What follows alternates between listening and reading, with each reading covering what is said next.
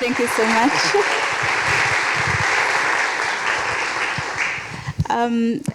Thank you for the introduction. I'm really happy to be with you tonight. As he said, I'm new, but new, not really new as such, because back home in Rwanda, I was working with Canadian project on maternal newborn child health, which I was reading 6 years ago. So one part of my heart was with Canadians, and at the end I was really happy and lucky to get the scholarship coming to do the health promotion PhD. And I'm really honored to be here to share with you what about my experience in creating the local NGOs in Rwanda, working with the community. But now, tonight, we try to connect the theme of these events, sustainable cities and communities in Rwanda. I will make all of you travel to Africa in my great country. You can see how it's really beautiful, and make you dream about going there for those who have not been there, and try to show you what we have been achieving and some of the challenges and the dreams we have when it comes to sustainable cities and communities. I'm really happy also that tonight I'm with my daughter. It's the first time she came with me in such kind of events. Thank you. So I will not go into the details talking about the situation worldwide when it comes to sustainable communities and cities. I know also my friends, some of them there, they like to see my face when I smile. I always smile, but I will be turning like this so that you can see some of the things. I tried to put some of images to make you connect with what is the reality in Rwanda. Rwanda is in Africa, of course, and there you could see how is our country, and down you will see one picture of our city, which is Kigali. You can see even in the night, it's really beautiful. And when it comes to do this presentation, my question was, what do I have to tell people? Many friends of mine know that I always have something to tell, but in these events we need to tell stories and connect to the knowledge and experience we have, and tackle the action, concrete action, which can make changes. That's my understanding. When we come back to Rwanda, I began my presentation by talking about positive things, but you remember that we had a tragedy of genocide in '94, and you can see destroyed house up there, and now only after 2 decades you will see the beautiful housing in our city, and there you can imagine how our rural side look like. It's not always like that, but I wish you to know it's not only when we talk about the sustainable cities and communities, we don't look at only the cities. We have also to remember what is happening with the rural side. And you can make the comparison. When I was reading some articles, I saw that some historian was predicting, saying that looking at what happened with the genocide and all atrocities and consequences, Rwanda will get really reconstructed within 4 decades. But it's amazing to see that these changes to sustain our cities and communities are just happening within 2 decades, as I said. And talking about that, also, it's not only looking at the big city, which is in Kigali, but also looking at what we are doing to have those green cities. In our country, we have 30 districts, and among them, these 6 ones have been chosen to be called green cities, meaning that the urbanization and climate change or environmental health program are more focusing on those, not only on those cities, but they are mostly the ones to give economical growth or do much production to help people against all those problematic related to poverty and the other challenges. And my presentation today as activist, if I'm allowed to call myself like that, was the question, are you activist? Pluridisciplinary because I'm a nurse, I'm a mental health, I did clinical psychology and finished my master's in public health.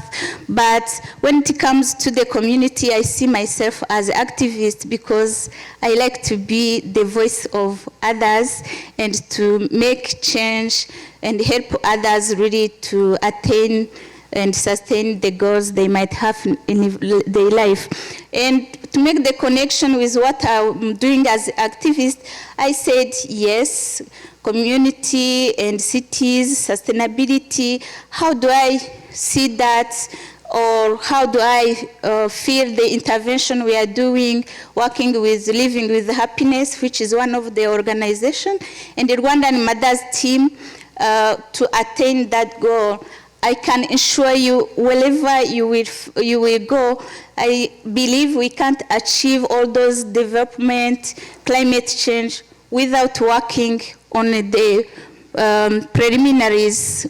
For me, the important things, maybe it's related to the background and where I come from, is build the peace and justice, of course, dignity. I like to talk about dignity, that humanity, the fundamental values you have to connect with others.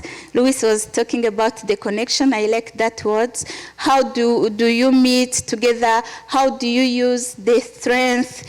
Also, how do you help others work on their weakness so that you build the peace, you build justice, you are accountable, you begin by your community, use the time you have and the means you have, start right away, don't wait for others, because sometimes there's that wrong thinking that peace is a matter of big leaders, ministers, and you think that it's not something for you. That's what we really do with our organization. I will not read all. I hope you will be reading this. But what we wish is to come back to ourselves. Sometimes it's hard to think about yourself and the role you can have to make change. And sometimes you think that making change asks much more means, while you can do little and really achieve more. By creating Living with Happiness, I was trying briefly to say what happened. I said with my sister who was not able to come tonight, she lives here also, that after genocide, yes, we are there, we survived, we are lucky, and we have been even able to get a good education, while even if we were orphans, we were not alone to struggle with this, but how to give back to others. That was the main thinking and main reason of creating the Living with Happiness.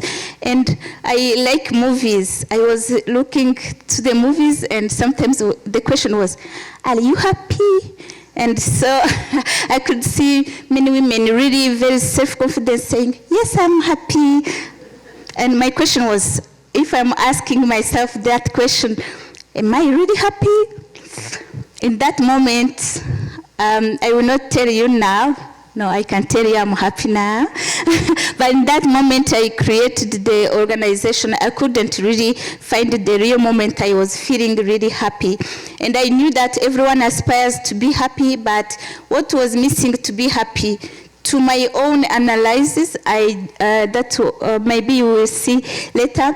The other word on the name of the organization is icyemezo, meaning in our language, the decision. Everyone knows how to be happy and what is missing to be happy, but how do we take the decision to go there?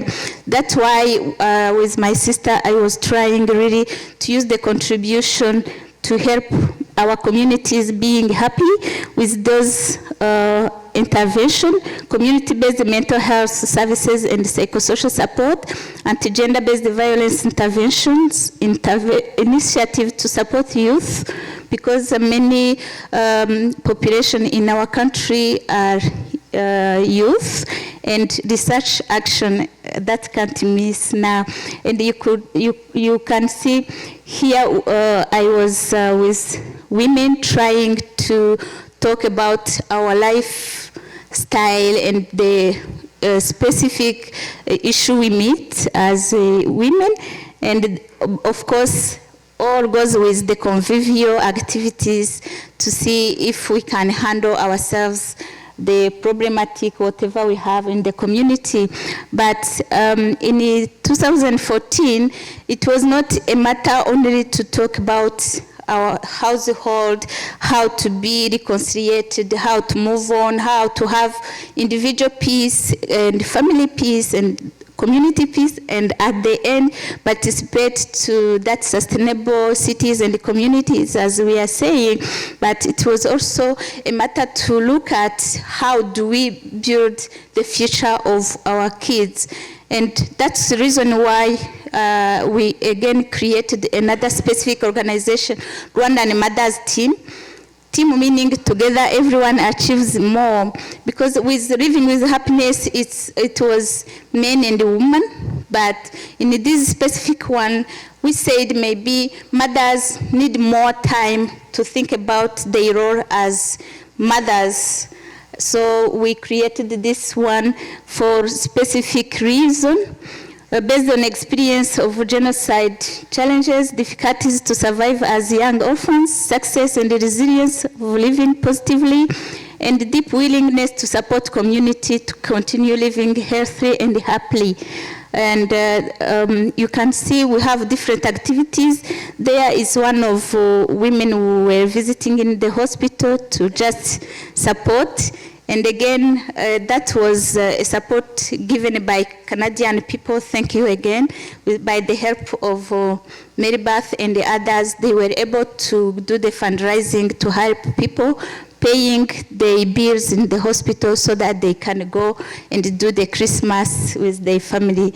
That's how we bring little happiness, which can make big change. So, and there it was a workshop to help people feel the self-confidence and women empowerment. As I said, there were many reasons, like family destruction after genocide, promotion of education for women and girls, support for families to maintain a strong relationship and promote development and a peaceful life in families. You can see how smart are those women and how happy they are. And we say happy people, healthy people, happy people, and that goes with development, of course. And we were able to do these things. When we talk about families, there's men, women, but also there are kids. Sometimes they are forgotten. In Africa, where we have a helper at home, that's what I miss. I no longer have helpers at home. But with having helpers at home, it's good, but also it has the consequences. Mothers seem to be kind of detached from their kids. So that was one of the things to call mothers be together. It's no longer time, I guess, but that's where we meet, and then we can discuss about what we can do to raise well our kids. And that's how is the meetings. And those women can work on crafts so that they do small income generating activities.